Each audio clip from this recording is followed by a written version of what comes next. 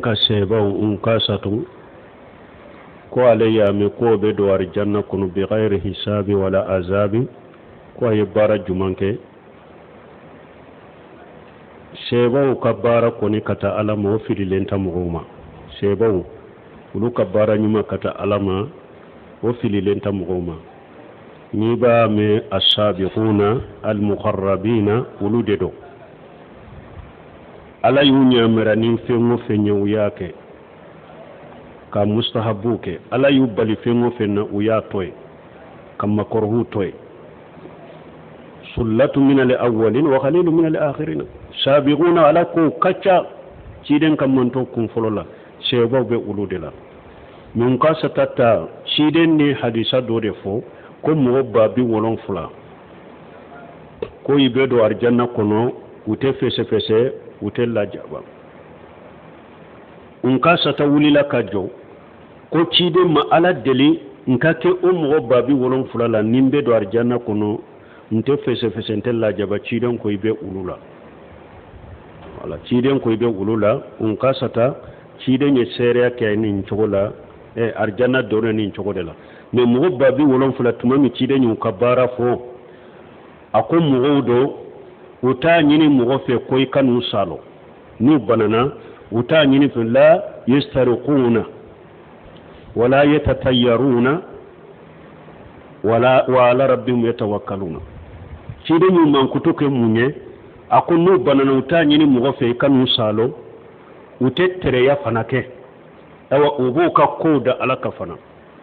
ko ciden ko mo babi wolon fula ni bedo arjanna kono ute fese fese ute la jabo kam man kutu en nununde un kasata ko ala dele ala ken ku cela ciden ko ibula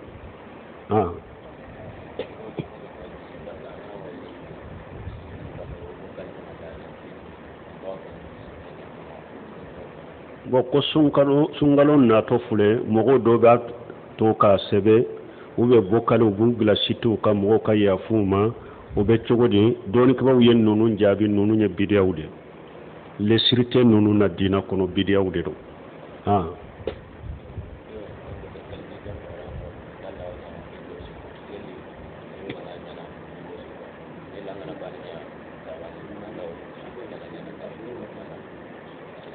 bon ni mo min be dersul la min nyinin kali do kana to ko sagi sago ka ambawo prepare latige ñinin kali munu iba soro lu boy kuma munu bo yoro mi kuma imperpere latige bo yoro yere la ko anko salliji ta yoro la ika sufe ko le abese ka kesnya kele ibese ka do ko sinya fula ibese ka ko sinya fula fura saba be ko kele mbese ka ko sinya kele ka do ko sinya fula o do ne nimbe prepare latige nko ibese ka sufe do ke kelenye ka sufe do ke fula ibese ka sufe do ke fula ka sufe do ke sabai nimbe be daga balagana la alam de mo iba so mo bi program do bla ko sungulu shikola ikani tel hakake kan sengal munu kalana sura ni ni ferma sabati yorobuna bo ko sungalo nafila la do ba fo sungalo suwo su ba fo ni suina ibe naraka hake salli ibe ni sura kala ni sura masna kala dellatu lu ye bidiyay sungalo ko ni nafila de be ka kono tarawihi ani qiyamul layli su konona la ni sera kami sale haketala me ka fo sungalo su do de be ni su ni araka hakke de be salli i fatiha ko fi ben ni sura daka ulu ye bidia de lesrite ulu la dinala min kan no wayma dro ibo o salli haketala cide min kara sufen nafila la ko salatul layl masna ko cide ma sufen nafila jolido sahih bukhari kono ciden ko sufen nafila fula ika salamu bila fula ika salamu fula ika salamu bila ni siranna ko dugu bena je ika kelen salli i hakke min salli onake o wotiriye wala sufen nafila dantala ni mo min sera ka hakke min salli me ka fo sudo ibe araka hakke do sabati ka fo ni sora hakke de be kala la woye bida lesirtu lo la dinala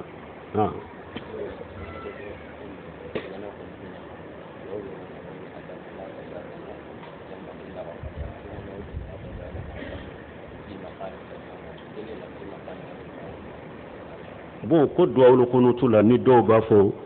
la tada lana jamba fi magamina haja bashi ta ulula duwawla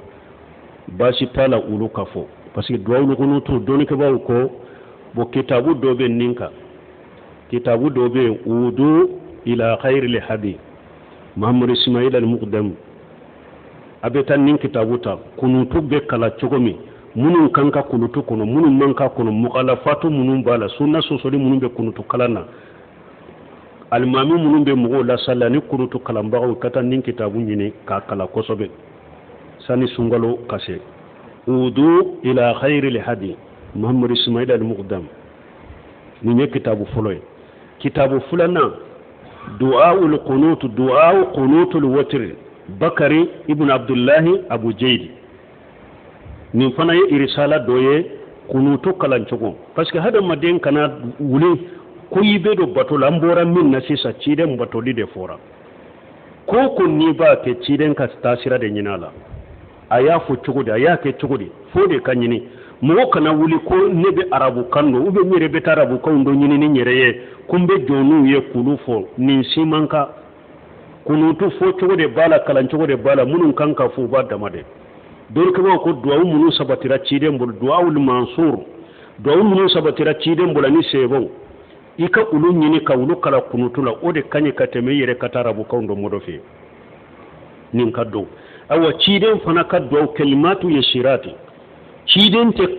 duwawu kono ateta lugamba jawta lugamunu koro kaddo arabu kam munun koro jelendo mana jelendo ciden be ulu de fo duwawula kunutula nunu de kanka nyini me nyin kitabu fula min fo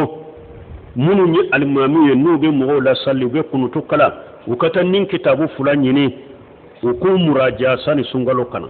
ube ibu nyini internet reka ube sheku dima ube sheku teresarase iku muraja ewa ikanata ewa tilonke keni mo ka salle te fende ni koy kata do kunutu kala wona kunuti janyali mi fulani ye don ka bawo ye balili kala kunutu jannunu uka ulu dabila cidenye kunutu min yere kala ali hasana la o ye militi jatu de allahumma adaina fi man hadaita asabatira cidenye kunutu duwa mun fo ko ka kala kunutu la odedo duwa jantew de militi damado dro me ka kunutu ka ke 15 minutes 20 minutes o ye dantemi da ni mo tonyo bo mo ko janto ulula kunutu munun be kala akalancogo de bala nye kitabu munun fo ukato kitabu nyini ku muraja ukana tilonke ke mugo ni mugo kasalluye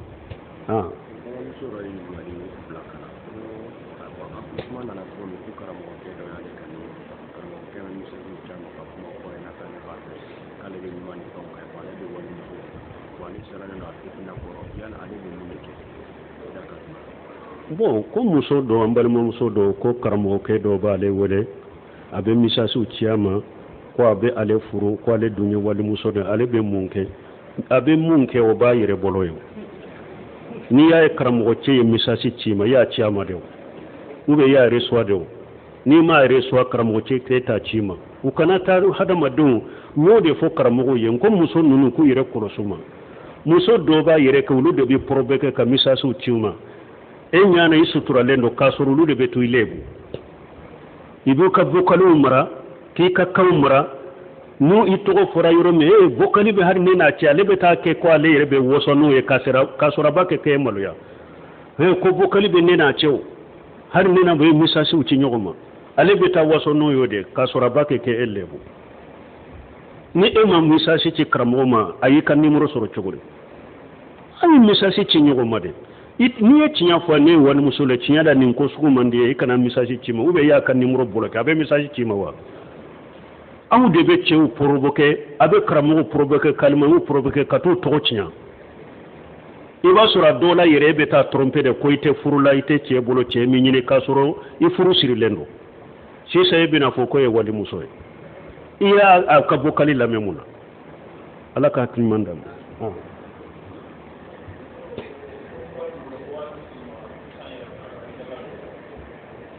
koni wari bi woro bolo wa bi sege nyona ni sanyele mana jaka balawa wo anya fo an ko wori ani sabe beta wori je garamu keme duru ani bi konontoni duru ani sabe bata wodela ibe wori je fere la unyininka wori je garamu keme duru ani bi konontoni duru jolido nu ye garamu hake foye ewa ibo o goshi masila wori sepa hakke min bo soro ni ka wori bo sa nyele mona jakka bila ni ka wori mo bo jakka tila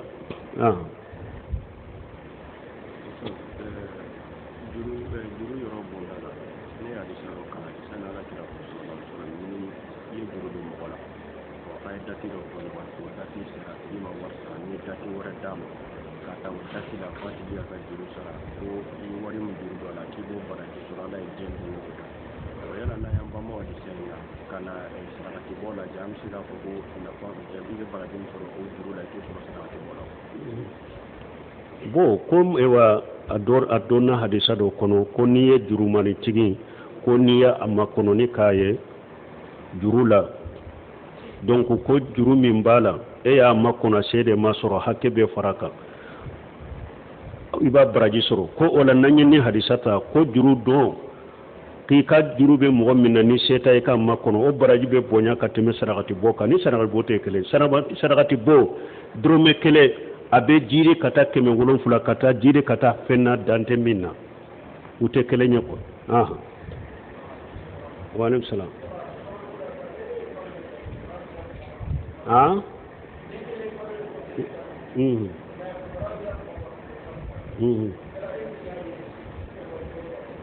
bon ko yala ni ekelenye kalo ye bon kalo ko min fulen ni nyaka kuma in kanyi ko min wakati chaman tambulo ciden ko ija araytumul hilala fasumu sumu li uriyatihi waftiru li uriyatihi fa in kumma alaykumul hilal fatmalu iddatu 30 yawma ciden ko naye kalo ye ayesu harisa dola ciden ko ni kalo yera ayesu ewa ni kalo fana sallincini kalo fana ni kalo yera yemmi bo sabani la amugani kononto aye kalo nyini na ye kalo ye abesu na ma kalo ye abe sabani dafa bisaba wala be do sungalo la kalo yeli min fule ninye depuis seba utilela nyogon soso donala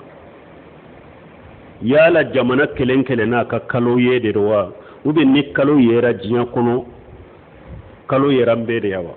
sun wajibran be kawa ni sosoli donna dina kunu depuis seba utilela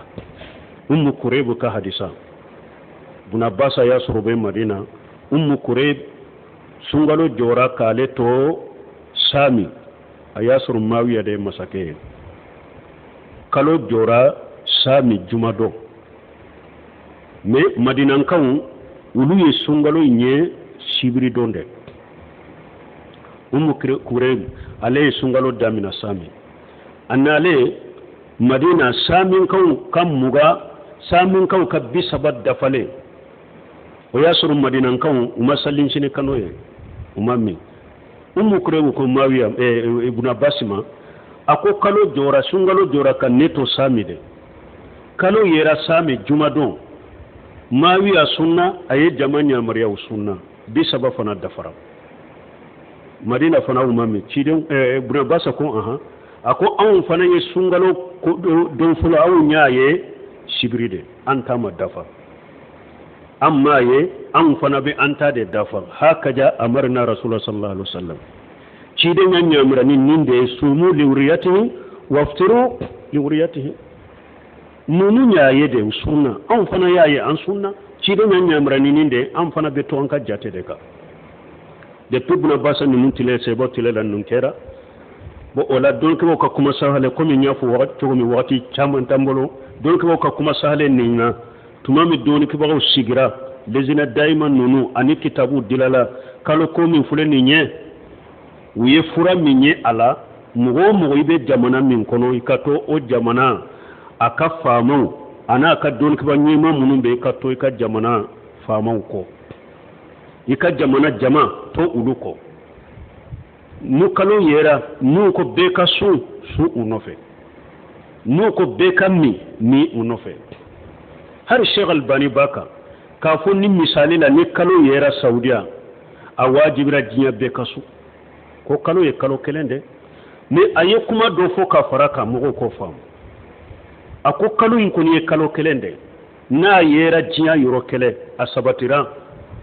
su sabatiran beka ni mini do ambe kammi me hadisa do be mo ko jantola hadisa be barake nyogon fede hadisa juma cidon ko sawmu yawma tasumuna wal fitru yawma tuftaruna wal adha yawma tudahuna ni hadisa be tumiji kono cidon ko ibe jama minna nu sunna ikasu nu minna ikammi nu yukalla yakantige ikalla yakantige akon ni hadisa be minyira ni hadisa ba yira de ebe jama kulu minna ebe jamana minna ebe jama kulu minna ibe jata wulu de la ako harabe munum bolo ko kalo kelende ku kan ni hadisa kulu side ibe jama minna ibe konte odela ani hadisa fulana bonati abdullah ibn mas'ud ka hadisa ako minna salli be qasaride fula de do ciden tilela abubakar tilela umar tilela usmana fana tilela kunfolo aye salli qasarude me usmana ka khalifa ya laba na tara hijura la minna abe salli dafa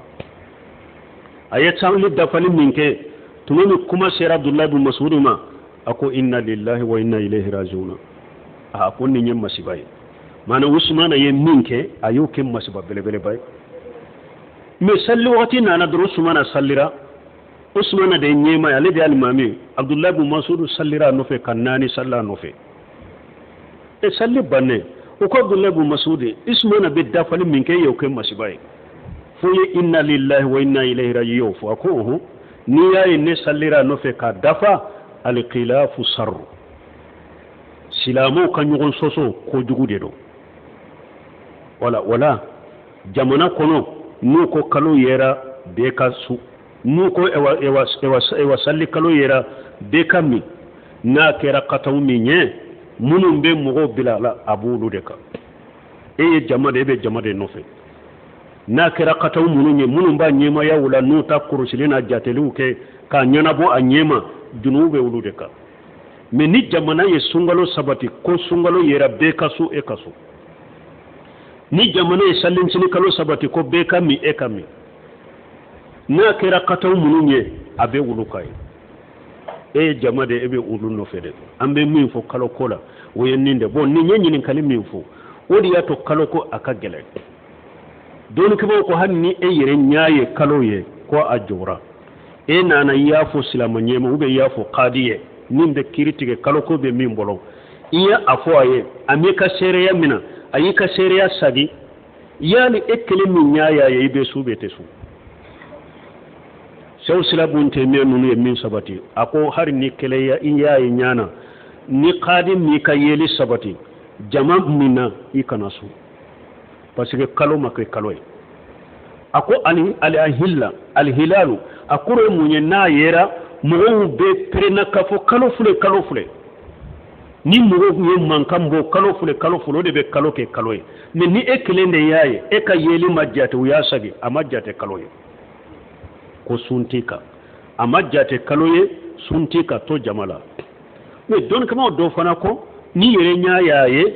ko ikasu me kikasu ko ke gundola kani kasu imbange ni be jama soso hari don kama munun ko tan telma yere nya yaye ko ni hari nuyu e ka yeli sagi yere ko ni yaye kanammi isu ne hari munun ko ikasu ko kikasu ke dogodela kana sunke ka bange puru kaira ini jama sosoli kanu bila keneka hari ni be sun iba su duguma ni bunte mi nunu nye min kene ya suntika parce que majjate kalonye ibe jate jama de la ni jama masu imasu bo hari ni kera sumbagaye ikasunka ke gundo la mo kan ikasundo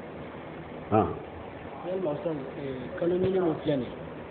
ni mo do faratilema yalma islame be kan kalonye ni do serawa walma jamana yi mo do munun kerengere ka fuluga la kalonko ni do ne kan amina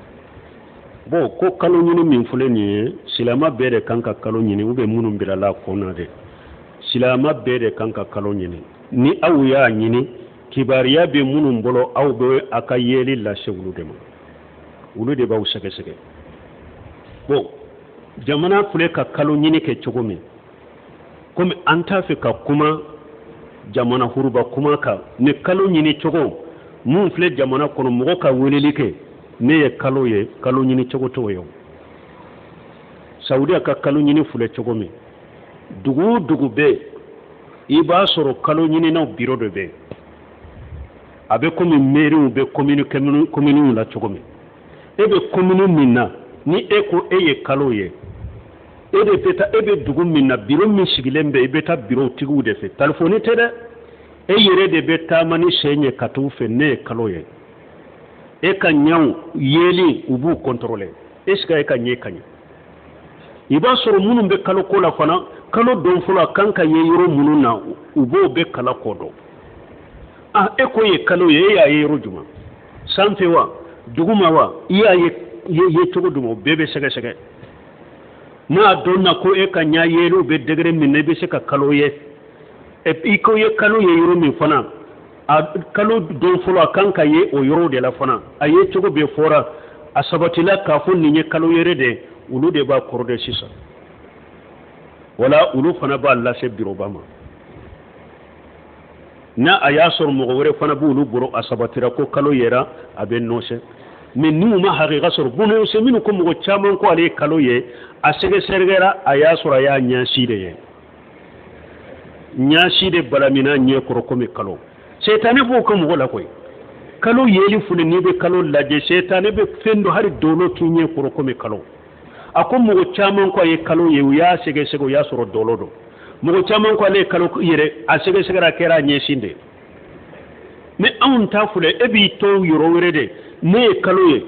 ka tɔgɔ dɔ fɔ dɔrɔn ka jamu dɔ fɔ hari a kɔfɛ n'o numéro ɲinina tɛ sɔrɔ i b'i ka numéro faga hari ni o kɔfɛ n'u ko karisa de y'a ye yan fɛ a ka numéro filɛ e ka numéro in gosi a tɛ dɔn a b'a faga ou bien a b'a bɔ telefɔni da k'a fili o ye balawu de ye bon kalo ɲini cogo t'o ye silama bɛɛ de bɛ kalo ɲini saudiya wa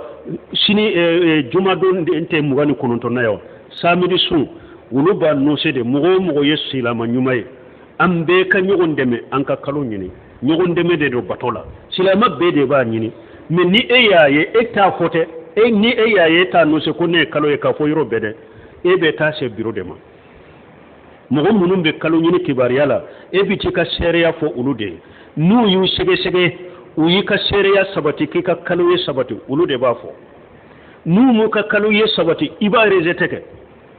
mais jamana kɔnɔ ni mɔgɔ min ko ale ye kalo ye ni aw m'a jate a bɛ taa fɔ fɔli yɔrɔ bɛɛ ko ne ye kalo ye dɛ mais ne y'a f'u ye k'u ma sɔn k'a fɔ dɛ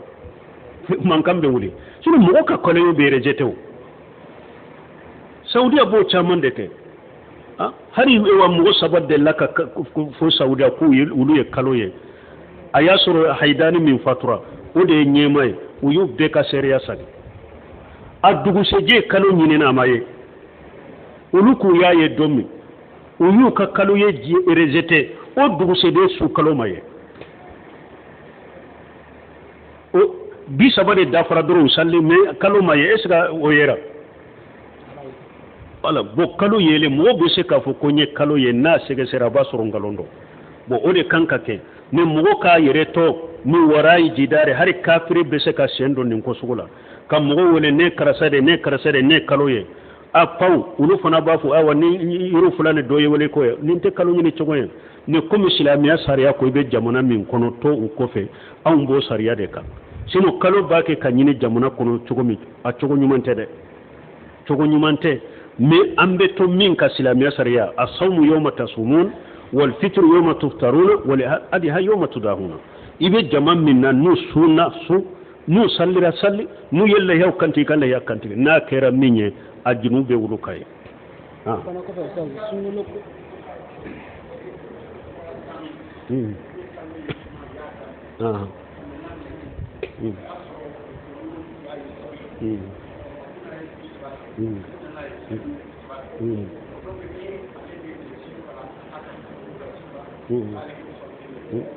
i ka ɲini fɛn ka ɲi